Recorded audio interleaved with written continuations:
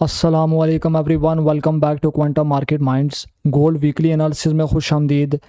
Fundamental, technical और sentiment analysis हम आपके साथ शेयर करेंगे और आपको बताएंगे कि नेक्स्ट मार्केट में क्या मूवमेंट हो सकती है।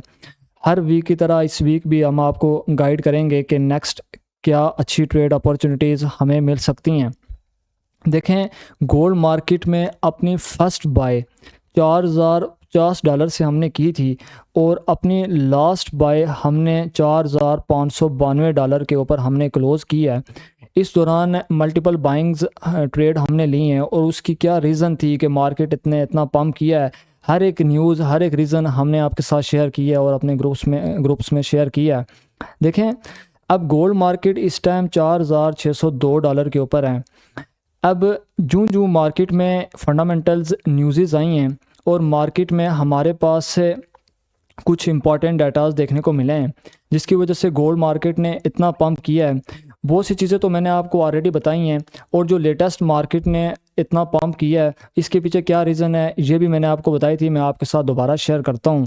देखें, हमारे पास से एक न्यूज़ आई है कि यूएस ट्रेजरी ने अपने यूएस ट्रेजरी बॉन्ड्स में बाय बैक को डबल कर दिया है। यूएस ट्रेजरी हर ऑपरेशन में तकरीबन $2 बिलियन के जो बॉन्ड्स हैं उनको बाय बैक करती थी। ये यूएस से का ना जो फाइनेंस डिपार्टमेंट है, एक ये स्पेशली बॉन्ड मार्केट्स को मैनेज करता है। अब यही $2 बिलियन से उन्होंने $4 बिलियन कर दिया है। अब अचानक ही इतनी बड़ी डिमांड जब बॉन्ड मार्केट में आई है ना, इसकी वजह से हमारे पास जो ट्रेजरी यील्ड्स हैं उनमें सेलिंग प्रेशर देखने को मिला है। और इसके साथ ही जो हमारे पास से एक और न्यूज़ आई है कि यूएस डॉलर, जो यूएस के अंदर जो यूएस का जो डेप्थ है वो $40 ट्रिलियन को क्रॉस कर चुका है। अब ये न्यूज़ आने की देर थी कि साथ जो डॉलर इंडेक्स है वो बुरी तरह से गिरा है और गोल्ड मार्केट में हमारे पास से स्ट्रॉन्ग बाइंग प्रेशर देखने को मिला है। क्योंकि जब आप देखें कि किसी मुल्क के ऊपर इतना कर्जा है तो जिन लोगों को, जो बड़े इन्वेस्टर थे जिनका ट्रस्ट डॉलर के ऊपर था, उन्होंने डॉलर को बेचा और गोल्ड में इन्वेस्टमेंट की है। अभी देखें, हमारे पास से जो ट्रेजरी यील्ड्स हैं उन्होंने दोबारा से रिकवरी की है। अब इसकी रीज़न ये है कि यूएस के अंदर इस टाइम जो इन्फ्लेशन प्रेशर है वो स्टिल इंक्रीज़ है।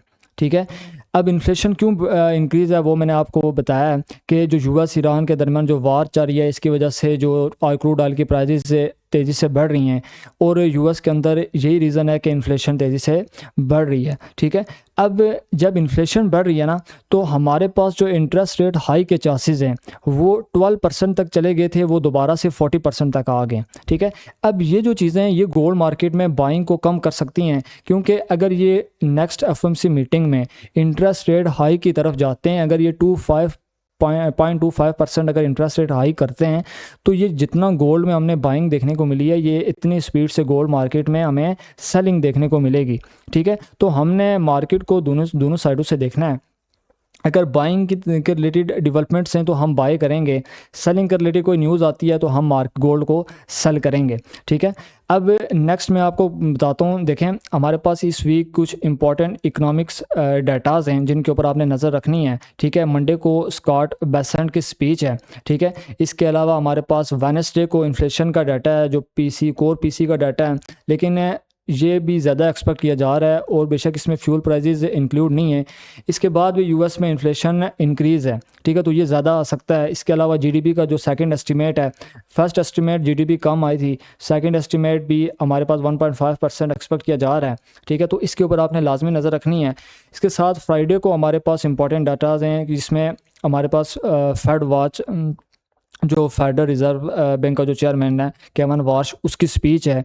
इसके अलावा हमारे पास जो प्रीमियम बेंचमार्क पेयर और रिवीजन है, इसमें ये होता है कि लास्ट 12 मंथ्स में जितना भी हमारे पास एनएफपी का डाटा आया होता है, मसलन कि हमारे पास अगर इन्होंने फ़र्ज़ करें कि 5 लाख जॉब्स इन्होंने ऐड की हैं, ठीक है, ये अगर बताते हैं तो इस डाटा में प्रॉपर चेक किया जाता है कि क्या वाकई इन्होंने इतनी जॉब्स ऐड की हैं। ठीक है, तो ये पूरे 12 मंथ्स में ये जॉब्स को चेक करता है कि जितनी जॉब्स इन्होंने बताई हैं क्या वो वाकई ऐड हुई हैं या जस्ट इन्होंने वो फिगर ही मार्केट में लॉन्च किया। ठीक है, ये बड़ा इंपॉर्टेंट है।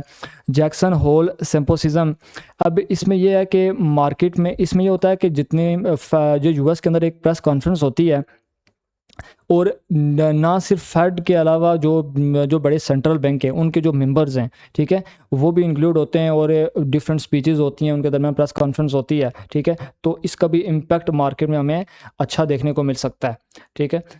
अच्छा, कुछ टेक्निकल अपडेट्स जो इंपॉर्टेंट लेवल्स हैं वो मैं आपके साथ शेयर करता हूँ।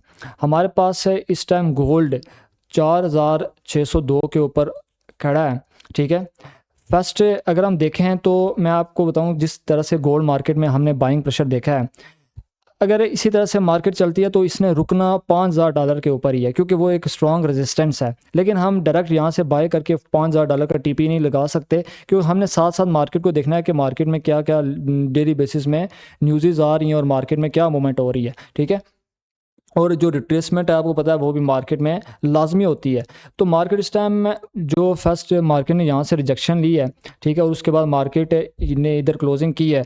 जो फर्स्ट सपोर्ट एरिया है वो हमारे पास ये वाला है, ये 4570 वाला, ठीक है। मार्केट अगर इसमें आती है और यहाँ से कोई बाइंग कंफर्मेशन मिलती है या इसके लिक्विडिटी को स्वीप करने के बाद, तो हम शॉर्ट टर्म बाय कर सकते हैं और कोशिश करें फर्स्ट टीपी 200 पिप्स का रखें और 500 पिप्स तक सेकंड टीपी को क्लोज करें, ठीक है, या ब्रेक इवन के साथ होल्ड करें।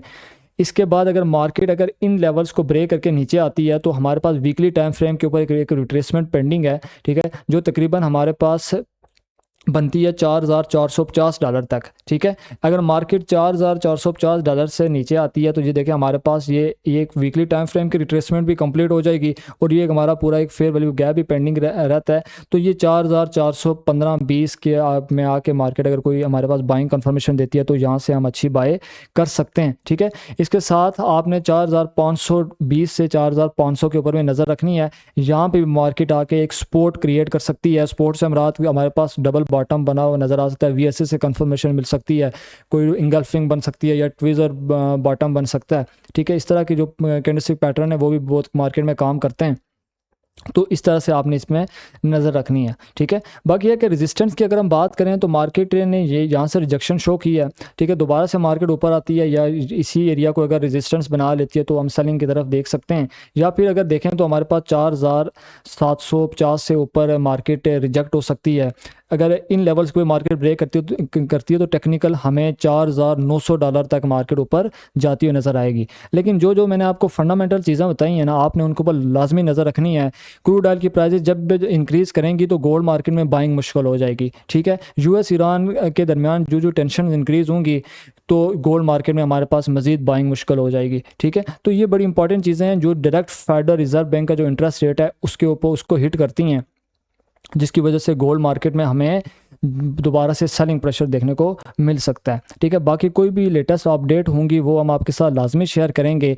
इस टाइम जो रिटेल बाइंग सेंटीमेंट है, जो रिटेल सेलिंग सेंटीमेंट है वो पहले से थोड़ा कम हुआ है। पहले रिटेल ट्रेडर बहुत ज़्यादा सेलिंग में बैठा था, अभी थोड़ा कम हुआ है, लेकिन स्टिल रिटेल सेलिंग ज़्यादा है, तो सेलिंग थोड़ी सी मुश्किल हो सकती है, ठीक है।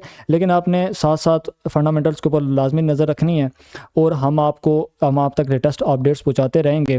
बाकी कोई भी चीज़ समझ ना आए लाजमी वीडियो में पूछें और कमेंट्स में लाजमी हमें बताएं और हम आपको प्रॉपर गाइड करेंगे।